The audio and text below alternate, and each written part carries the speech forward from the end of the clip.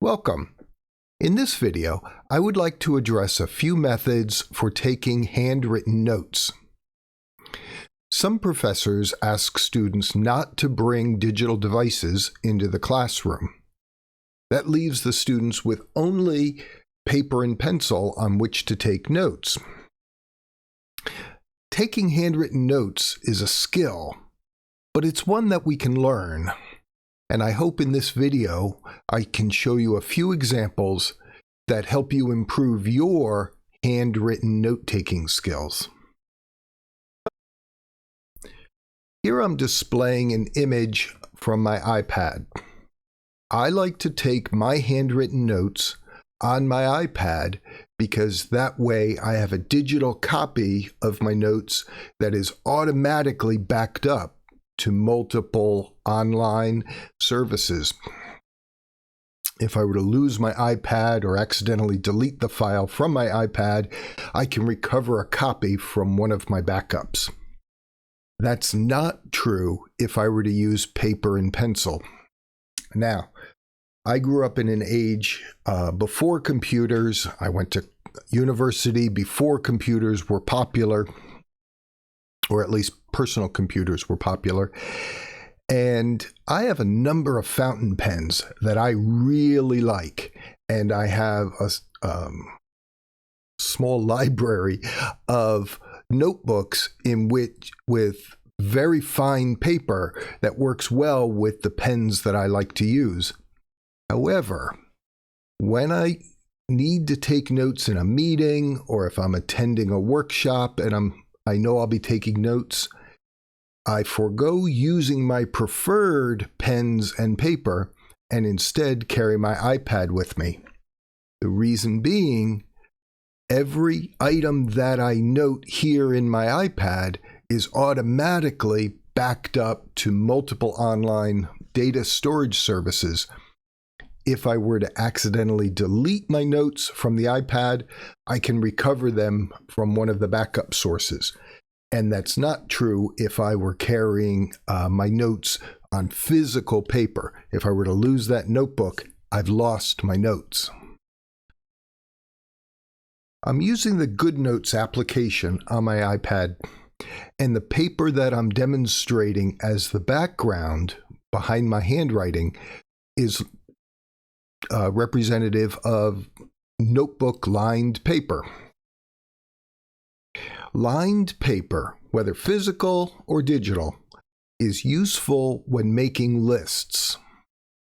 It's the type of paper most of us grew up learning on which to write, and so it feels familiar to us. But I'm going to caution, lined paper has its limitations. For example, it can encourage a student to take notes that are too verbose. I have yet to meet a student who can write paragraph-style notes while listening to one of my lectures and keep up with me. And as you can tell from most of my videos, I don't speak at a particularly fast pace. I'm fairly slow, and I use a lot of pauses when I speak. And still, I have yet to meet a student who can keep up with the pace of my speaking. So I just caution you that if you're using a notebook, whether it's a digital notebook or a paper notebook, with lined paper, avoid the tendency to attempt to create paragraphs of text that capture all of the words that the lecturer is presenting. Lined paper can also be useful, though, when making reference to particular items, such as item A, item B, and then making a note as to where additional information regarding each of those items can be acquired. Dotted or gridded paper is useful when attempting to show relationships between or among items that are presented during the lecture. Here, I've boxed main point 1 and main point 2 and shown that there's a catalyst effect from one to the next. Now, I have very little mechanical drawing ability, so my images are rudimentary at best. But I have met many students who have some pretty strong academic skills and can use a combination of circles and triangles, squares, rectangles, and other geometric shapes to show relationships among the details that are presented in an oral lecture.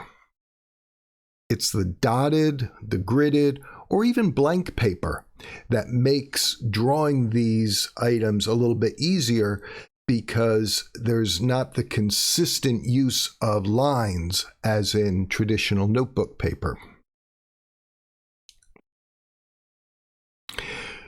Avoiding those horizontal lines that come on normal lined paper also facilitates the writing in a non-horizontal manner, such as I've demonstrated at the bottom of the page, in which I've written in a vertical manner. I could have gone at 45 degrees. I chose to go at 90 degrees, but without the horizontal lines of lined paper, I would be freed to take my notes in any direction that I wished. The Cornell method of taking notes is pretty common. The Cornell method uses a series of 4 boxes that are not equally sized. The top box allows the identification of the topic of the content. The tall box on the left of the page allows listing of key terms, vocabulary, subtopics that are addressed, other important information that needs to be called out from the detailed notes. The detailed notes are presented in the large box on the right-hand side of the screen. And the Cornell method allows aligning points on the left of the screen with details on the right of the screen and moving down the page. Cornell style paper is sometimes lined, it's sometimes unlined, other than the lines required to create the 4 boxes. The bottom of the page is reserved for summary comments and reflection comments.